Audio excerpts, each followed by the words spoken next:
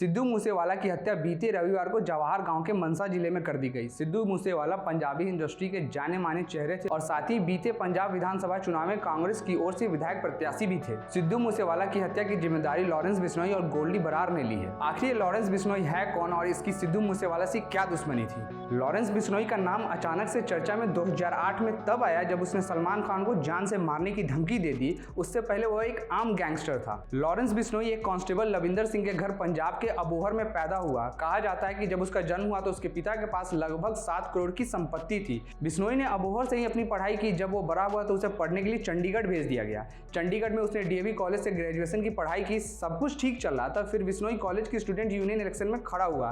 हालांकि वो चुनाव हार गया। इलेक्शन हारने के बाद वो अक्सर राइवल गैंग के साथ उसकी झड़प होती रहती। एक बार इन दोनों के बीच गोलीबारी भी हुई और पहला मुकदमा चंडीगढ़ में इसके खिलाफ दर्ज हुआ। यहीं से लॉरेंस बिश्नोई की लॉरेंस बिश्नोई बनने की शुरुआत हुई। इसका एक दूसरा पहलू भी है। कहा जाता है लॉरेंस बिश्नोई अपने स्कूल के समय से ही एक लड़की से प्यार करता था। जब वो चंडीगढ़ डीएवी कॉलेज पढ़ने आया तो लड़की भी चंडीगढ़ कॉलेज में पढ़ने आ गई। इधर स्टूडेंट पॉलिटिक्स में लड़ाई झगड़े भी शुरू हो गए। कहते हैं उसकी गर्लफ्रेंड की मौत के 2 वर्जन है। एक तो कहा जाता है कि उसकी गर्लफ्रेंड की मौत रोड एक्सीडेंट में गाड़ी में आग लग जाने के कारण हुई। तो दूसरी बात कही जाती है कि राइवल स्टूडेंट यूनियन गैंग उसकी गर्लफ्रेंड की हत्या करके उसे एक कार एक्सीडेंट दिखा दिया। इसके बाद से लॉरेंस बिश्नोई और भी खतरनाक बन गया और उसने अपनी पहली गैंग 007 की शुरुआत, जिसे उसने जेम्स बॉन्ड मूवी से प्रेरित होकर रखा था, उसने इस गैंग में सबसे ज्यादा पढ़े लिखे लड़कों को शामिल किया जो उसी की तरह सोच रखते थे। फिर उसने छोटे मोटे क्राइम करने शुरू कर दिए। बिश्नोई का नाम सुर्खियों में तब आया जब उसने राजस्थान के जोधपुर में 2 बड़े कारोबारियों को फिरौती की धमकी दे डाली, पर कारोबारियों की शिकायत पर पुलिस ने इसे गिरफ्तार कर लिया और उसे जेल भेज दिया। अजमेर जेल में बिश्नोई की मुलाकात आनंद पाल से हुई और इसने आनंद पाल के कहने पर उसके 2 दुश्मनों को मार दिया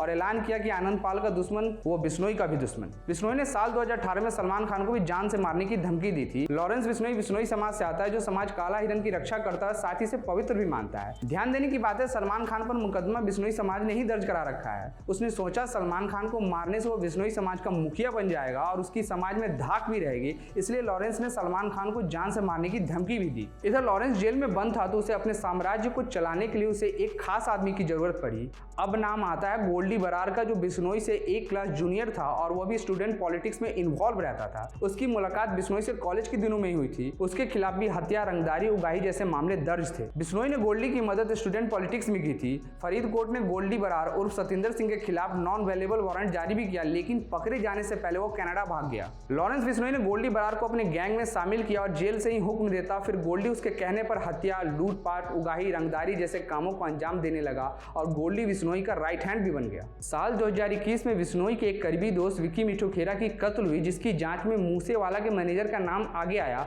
और पकड़े जाने से पहले वो ऑस्ट्रेलिया भाग गया। साथ ही गोल्डी ने भी अपने सोशल मीडिया पर लिखा कि उसे शक था कि मूसेवाला का नाम उसके भाई अंकित भाडू की हत्या में भी था, इसलिए उसने मूसेवाला की हत्या कर दी। लॉरेंस बिश्नोई की गैंग में लगभग 700 आदमी काम करते हैं, जिसमें से 100 शार्प शूटर्स हैं।